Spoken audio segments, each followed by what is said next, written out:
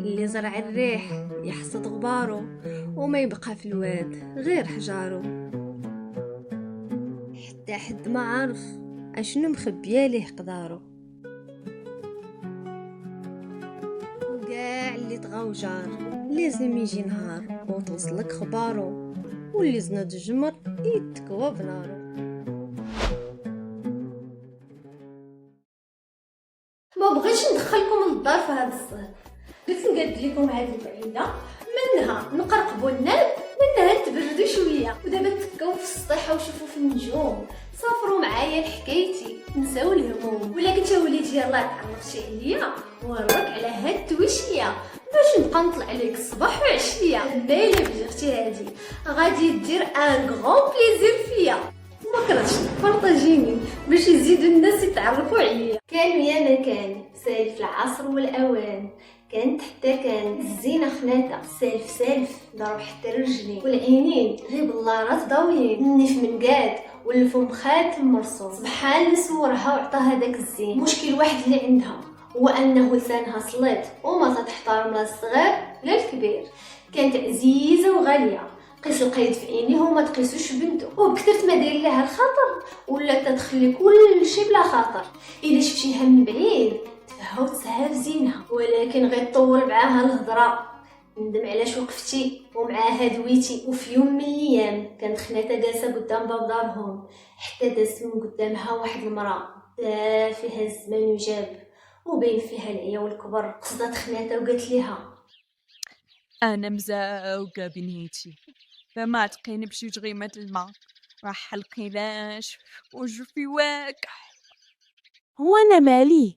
علاش نخلي هاد الجليسه ديالي تحت الشميشه باش ندخل نعطيك انتي الماء؟ سيري زيدي لقدام وصقي الماء من البير وشربي منه ولا دبري راسك. انا مالي؟ ياك بنيتي ياك، انا غنمشي، ولكن انتي الله ياخد فيك الحق. وكيف عزيتي فيا جغمه ديال الماء وعسلتي عليا طريقي، الله يعسف بريقك ويامك، والله يسلمك، والله يجعل حياتك كلها بكون واحد. ومشات المراه في حالها، وخلاتها ما عرفاتش بلي هاد الدعوه غادي تكون بمثابه العناء عليها. ايوا دازو ايام قليله حتى دخل القيد عبو عند بنتو خناتها، نقطه الدم ما كاينه في وجهه. ضروري شيهم الدلمان هاني بالبريكي. جاية أبا. اش ندير يا سيدي ربي؟ واش نقول للبنت وكيف ندير نقنعها تقبل؟ شتي ابو بقيتي تدور الظروف الاخر جبتيها في راسك. با مايك رجعتي بكري اليوم، وجهك مغير ولونك مخطوف، ياك لاباس؟ منين غنبدا ليك بنيتي؟ واش غنسبق واش غنوخر؟ كنت جالس ما عليا ما بيا، حتى صيفط عليا سلطان البلاد، مشيت عنده نشوف شنو حاجته بيا، حتى طلب مني طلب عمرني ظنيت يطلبه. الله يسمعنا أخبار الخير. قول أبا قول، شنو طلب منك؟ راه جمتي ليا الما في ركابية بالخلعة. بغا يتزوج بيك يا بنتي، بغا يتزوج بيك. كيفاش بغا يتزوجني؟ خناتها بالصدمه تلف ليها الكلام وما عرفت اش تسبق واش توخر. وبالسيف اش عندها ما تقول، وسلطان البلاد معروف بالجور والطغيان، واللي ما رضخش لاوامرو تيطير له راسو بلا ما يتردد. وماشي غير هادشي، ولكن كان حتى زين النساء ما كان غير زوج طلق ياخذ المراه الحم ويلوحها عظم. كان عشاق من اللعل، كان تيتزوج بالحلال، ولكن راه ما تيدور العام حتى ترجع المراه لدارهم وتيمنع هاد الزوج من بعدو، لان المراه اللي طالع عليها السلطان ما يمكن يطلع عليها شي راجل من بعدو، وتتبقى في القصر حتى تتولد. داكشي اللي ولات تتربى في القصر وهي تصيفطها لدارهم. امو عندها الحق تجي تشوف ولدها ولا جمعه صافي. وهكذا خرج على بزاف ديال الصبيات وخرج ليهم على حياتهم. خناتها في الاول رفضات، ولكن من بعد خافت على باها وحتى على راسها، شافت حتى شافت وقبلات. وهكذا كان خناتها بالسلطان تزوجات، وبعد شهرين حملات، وداكشي اللي صرا على اللي سبقوها غادي يصرا عليها. خناتها جمعات حوايجها من جناح السلطان مشات لجناح الضياف، وتما بقات حتى ولدات. وهنا فين غادي تكون الصدمه. خناتها ولدات ولد، ولكن ملامحو حزينه كئيبه، ووجهه ماشي بحال الصبيان. وملي ولداتو هو معصب ويبكي، عطيه يرضع عبدها، هزو تسكتو ينتفها، دوز عليها العذاب وعلى حسب قوانين القصر المراه خاصها تكمل 40 عاد تمشي لدارهم. ولكن خنات على هاد الشيء ما قدات وجمعات شطيطها وعند باها مشات. وشنو جرى لها لي عاودات وباقي ما كملات حتى خادم السلطان دق الباب وفي يديه عصيبه ولد خناته. عصيبه هكا سماتو خناته من كثرة العذاب اللي دوز عليها. اش هادشي؟ هذا حفيدكم نعماس راه صفتو السلطان وقال لك هذا ما ولدو ما تعرفو وهو ما تيولدش هادشي، وقال لك هاكوه ربوه ولا نحوه هو خاصتكم من هاد الساعه. ويلي كيف ندير ربي، خرج عليا وخرجني من داري وفي الاخر ملصق فيا ولدو انا نربيه. اش هدوي من دون خوتو.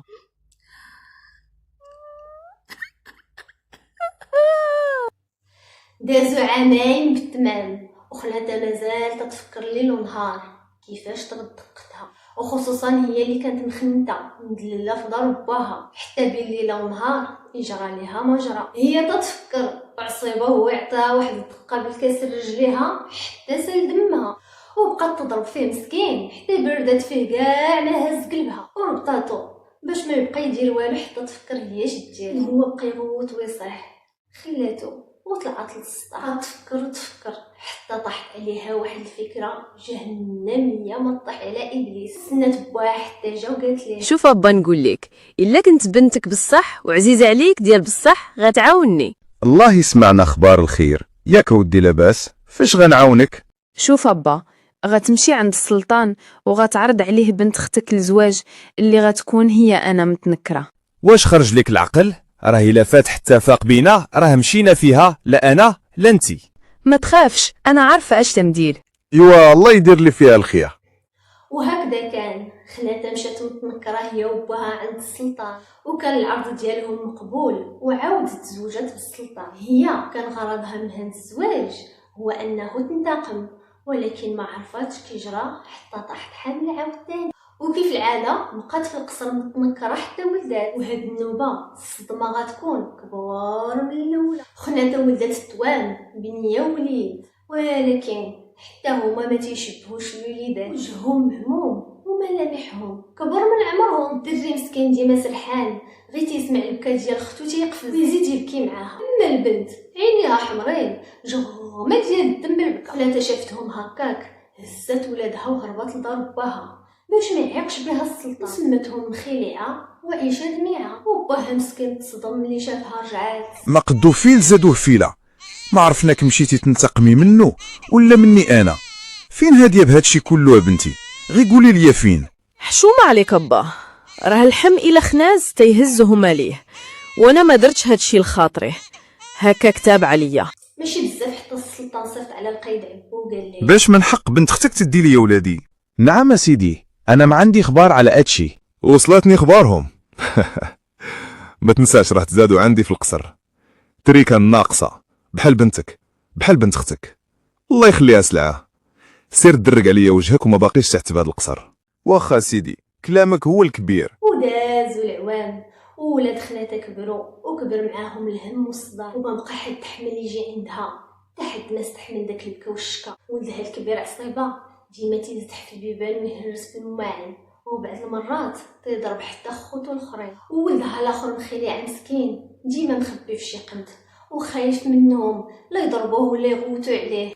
اما عيشه دميعه مسكينه عينيها ديما مغرغرين بالدموع واللي سمعاتو سوا زين سوا خايب تزيد تبكي عليه. المهم خناتها ودعات العز والخنات ومرضات وبغات غير شي حلقه معاهم ما لقاتو. وواحد النهار وكيف ساير الايام تجمعوا كاملين على الطبله ديال الفطور.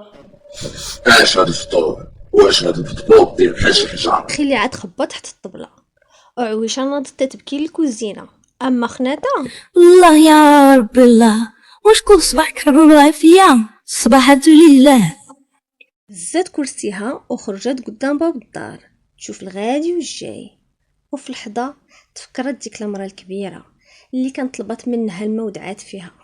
والله ليس كمسعد، والله جعل حياتي كلها بكون واحد. وين زعما تكون دعوتها تحققات ولات العين عينيا.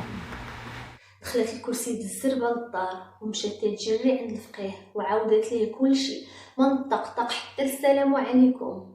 وهو قال لها شوف يا بنيتي، إن الحسنات يذهبن السيئات والصدقة تتدفع بلا ولباس. سيري بنتي تصدقي باش ما قدرك الله، وصلي ودعين الله، وحاشا سيدي ربي واش يفيبك.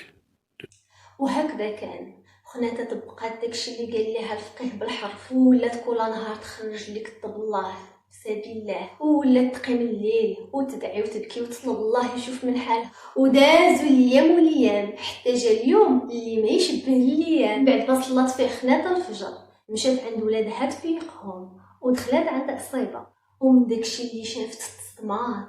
لقات شاب جميل ملامحو تيشبهو السلطان. اش هادشي تنشوف ياك ولدي ما معصمش ياك؟ سمحي لي الوالد على داكشي اللي فات، راه ما تنبغيش نكون هكاك، ولكن ما تنعرفش كيفاش يوقع لي حتى تنولي نضرب ونهرس. مسامحك وليدي مسامحك، الحمد لله الحمد لله.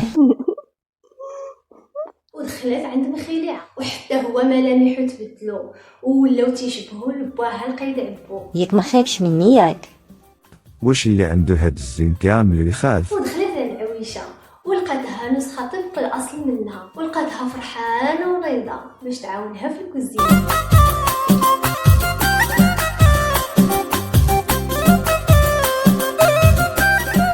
حمدت الله وشكراتو ودارت صدقه كبيره ديزها الكلام، وعرضت على ناس القبيله كاملين. ومن بعد جمعات ولادها وداتهم عند السلطان وعاودت ليه داكشي اللي وقع لها كامل، وطلبت منه السماح انها تنكرت ورجعت تزوجت به. السلطان سامحها وطلب منها حتى هي السماحه، وجمع كاع ولادو الاخرين وعرفهم بولاد.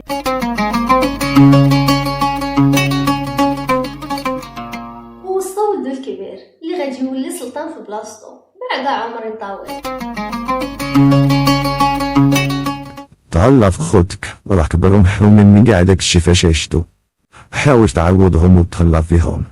امر الخناتة بدار بالخدم والحشم ديالها لانها تهلط ليه بولادو وما تخلاتش عليهم. ولادو بقاو عايشين ما بين قصر السلطان ودار امهم خناتة. ومن هنا نعرفوا باللي اللي دار شي يلقاه، ديال الخير ونساه، ولا درتي الشر غير تسناه. والله يخرجنا من دار العيب بلا عيب، قول امين. مشات خبرتي من واد الواد وعاودتها للوليدات الجواد. ديروا جيم، ديروا ابوني، بارطاجيونا.